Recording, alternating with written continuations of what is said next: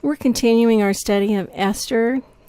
The first CD was Esther, Woman of God.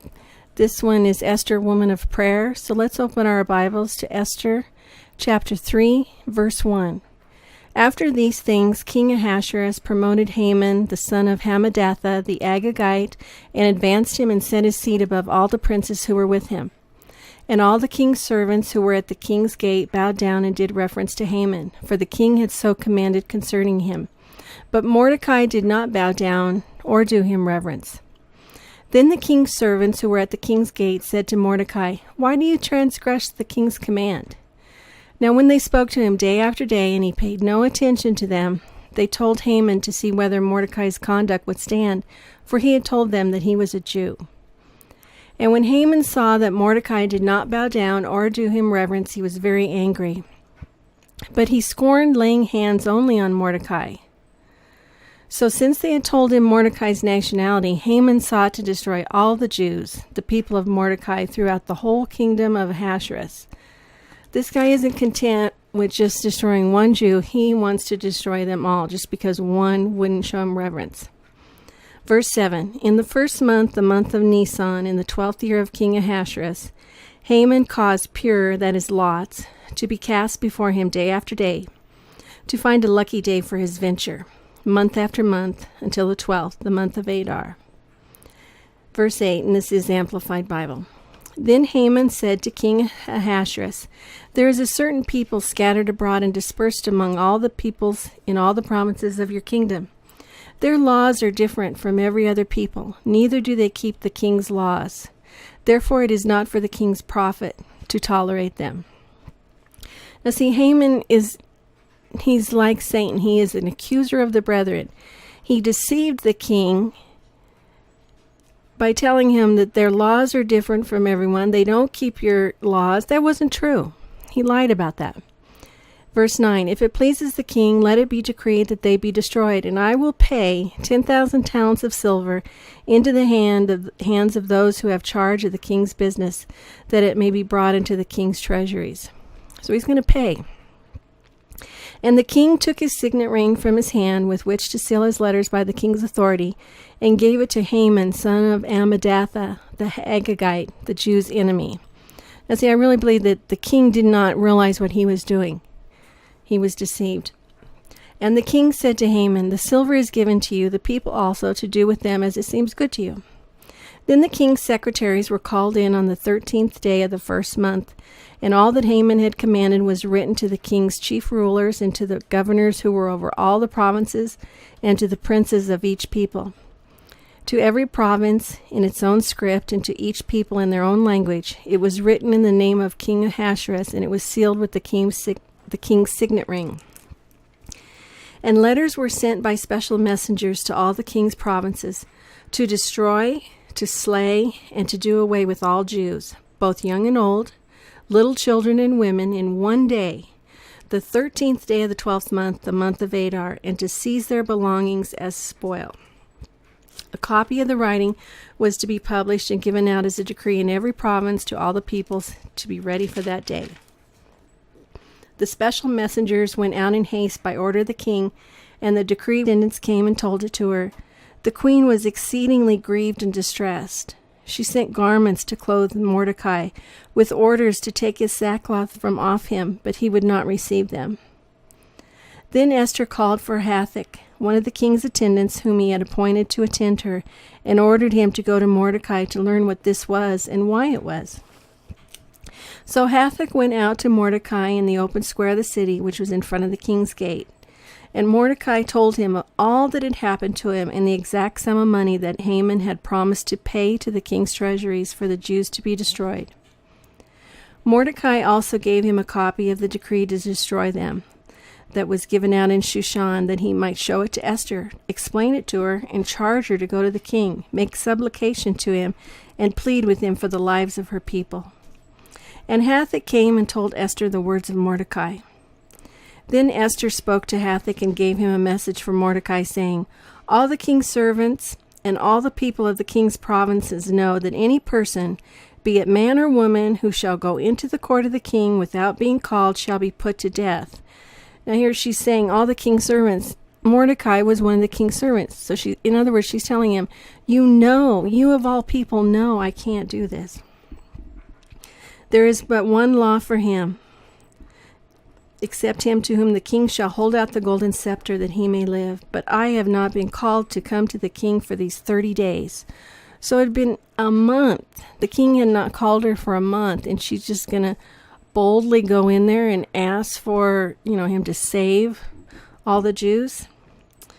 This was a big deal. Okay, verse 12. And they told Mordecai what Esther said. Then Mordecai told him to return this answer to Esther. Do not flatter yourself that you shall escape in the king's palace any more than all the other Jews. For if you keep silent at this time, relief and deliverance shall arise for the Jews from elsewhere. So see, that was the gift of faith talking to him, that before that he had been sackcloth and ashes and he was grieved. But here God is saying relief and deliverance shall arise for the Jews from elsewhere. So in other words, God's going to help us no matter what. It will arrive from elsewhere, but you and your father's house will perish. And who knows but that you have come to the kingdom for such a time as this and for this very occasion. Then Esther told them to give this answer to Mordecai. Now, listen very carefully to the way she responds to this, because this is a woman of God. This is a woman of integrity. This is a woman who isn't afraid for her own safety. In our printout, we talked about that she was mighty, strong, and brave.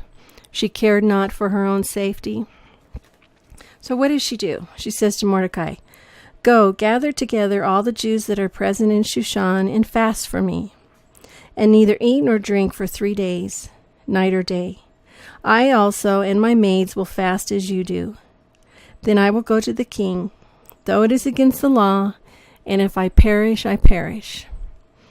Okay, what is she saying here? It's not just fasting, obviously. It's praying, too. She's a woman of prayer. She's like, okay, God, how do I do this? What are the steps? Whenever God leads you, it's step, step, step, step. It's not one giant leap. It's, okay, do this now. Okay, now you've done that. Do the next thing. Do the next thing. It's always in peace and confidence that he leads you. It isn't ever he shoves you off a cliff and all of a sudden, what am I doing here? And so she was willing to give her life for her people. It's like, if I perish, I perish. Verse 17. So Mordecai went away and did all that Esther had commanded him. Now, what do we see here? We see a woman of God. And that kind of related to me. I was meditating on 1 Corinthians 13. That's the love chapter. And we've all heard it. We've all read it. But God told me, when you read that chapter, this time replace the word love with woman of God. Now we can do that because women of God have love in us. We have Jesus in us. We have his spirit in us. We're mighty.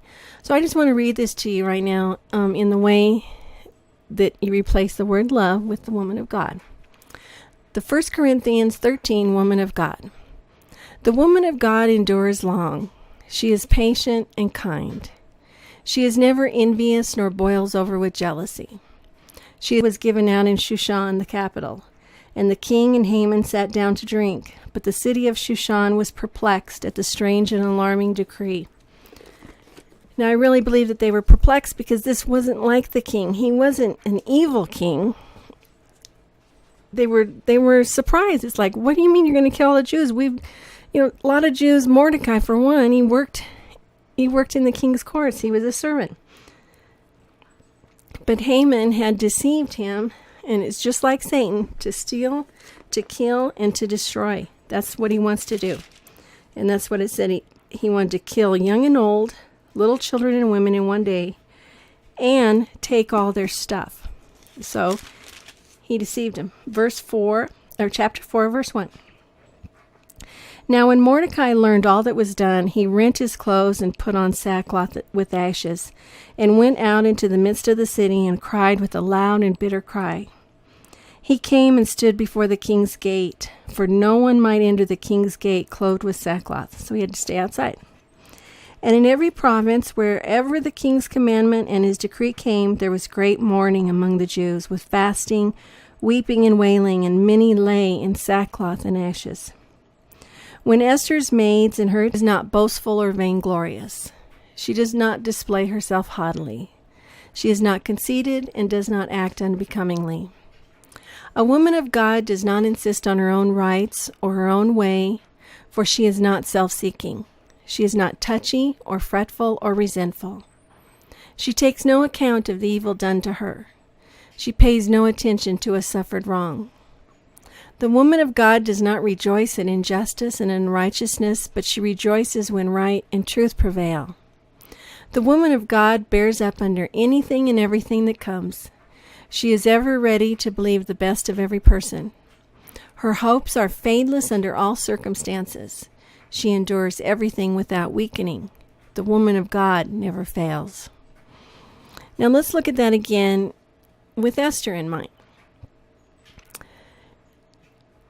Esther endured long. She was patient and kind. She was never envious or boiled over with jealousy. She wasn't boastful. She wasn't conceited. See, the king would have never found her to be the one he wanted to be the queen if she was that way, but she was probably gentle and kind and quiet. Esther did not insist on her own rights or her own way. She was not self-seeking. That's obvious because she was willing to give up not only the palace, all the riches, she was willing to give her whole life. So she was definitely not self-seeking. She was not touchy or fretful or resentful. When Mordecai told her what she needed to do, she wasn't all fretful and worried about it. She wasn't all mad. Oh, I have to be the one to do this? I just want to enjoy this great life. I mean, I got, it's like a day spa in here, and I have jewels, and I have all this wonderful clothing. Why should I have to do this? Then she takes no account of the evil done to her. She pays no attention to a suffered wrong. Well, she could have got really mad at the king. How could you do this to me and my people? No, she paid no attention. She just went about what she had to do. Esther did not rejoice at injustice and unrighteousness. So she could have thought there for a moment, you know what? I'm the queen. I'll be safe. It doesn't matter what happens to you people. But no, she rejoices when right and truth prevail. The woman of God, Esther, she bore up under anything and everything that came. She was strong. She was powerful. It's like, okay, I'm young. I'm sure she was very young. It's like, I'll do it. If I perish, I perish. But then her hopes are fadeless under all circumstances. She endures everything without weakening. She didn't weaken. She was strong. She immediately said, okay, I'll do it. The woman of God, Esther, never fails. She didn't fail. So let's talk about you, woman of God, you mighty woman of God that are listening to me now. Let's talk about how you are the 1 Corinthians 13 woman of God. You endure long. Now that doesn't mean, I keep enduring. No, there's faith behind that word, and it means you endure and you win. You don't just put up with it, you win. You, woman of God, you're patient and kind. You're never envious. You never boil over with jealousy. You're not boastful. You're not vainglorious. You do not display yourself haughtily. You are not conceited, and you do not act unbecomingly. You, woman of God, you do not insist on your own rights or your own way, for you're not self-seeking. You're not touchy or fretful or resentful. You're not. I know you're thinking, well, sometimes I am touchy. Sometimes I am fretful, and sometimes I am resentful. No, you just rest in the peace of God. You know who you are. You are the mighty woman of God, so you don't need to even go there. You take no account of the evil done to you. You pay no attention to a suffered wrong. And let's look at that. You take no account of the evil done to you. The devil's trying to do different things to you. You ignore him. It's like, I've seen that trick. It doesn't work on me. You pay no attention to a suffered wrong. Somebody offends you. Somebody says something that isn't lovely to you. It's like, whatever. You just keep going. You just keep being that mighty woman of God that you are. You, woman of God, do not rejoice at injustice and unrighteousness, but you rejoice when right and truth prevail. When you see things on the news where bad things happen to people, you're not rejoicing over that. You're not like, oh, wow, geez, that's tough. But no, you rejoice when right and truth prevail. Now, how do you do that? How do you see to it that right and truth prevail? You see something on the news that isn't right, you intercede. That's where intercession comes in. You intercede and you rebuke Satan. You say, no, devil, you're not going to do that. You're not, whether it's over the United States, whether it's terrorism, if you think there's something wrong in your spirit, you pray. You say, Satan, you will not hurt any Americans. That's what we do in our intercession, Women of God meetings. No, devil. In other words, you're in control. You, woman of God, you bear up under anything and everything that comes. You are ever ready to believe the best of every person. Now, this does not mean that you are a doormat, that you just take the blows. No, you're strong, you're powerful, you're going to come out ahead, so it doesn't matter. You're going to come out ahead. You, mighty woman of God, your hopes are fadeless under all circumstances. Fadeless. They never fade. They never fade. I think about the flowers in heaven. We've heard about the flowers in heaven. They never fade. There's so much life there. There's so much life of God there. And that's what you have in you. You're fadeless under all circumstances. You never fade. You endure everything without weakening. And I think it was in the news a while back that a bridge in Minneapolis collapsed. And they said it had weakened over the years. And it finally just fell. But that's not you, woman of God. You are not weakening. You're growing stronger every single day. Why? Because you're putting the word in you. Every day you get more word in you. I don't care if it's 10 minutes a day, if that's where you're starting at. It's like, oh, I can listen to 10 minutes a day, or I can read one good article. If that's where you're at, you do it. But you never weaken, because you're strong, you're powerful, you're full of faith, you're a mighty woman of God, you can do anything. And the last verse of that chapter is, love never fails. So here it is. The mighty woman of God never fails. You never ever fail. No matter what happens, you always come out ahead. You always have that bright light shining on you from God that says, wow, that's a woman of God. And you'll get to the point where people will come up to you. It's like, wow, there's a mighty woman of God. I'm going to go over there and I'm going to find out how she does it. And how does she do it? Because she has the love of God in her. Love never fails. Jesus never, ever, ever fails. It might look like it sometimes he failed, but he never fails. He never, ever fails you. Ever, ever, ever. The woman of God never fails.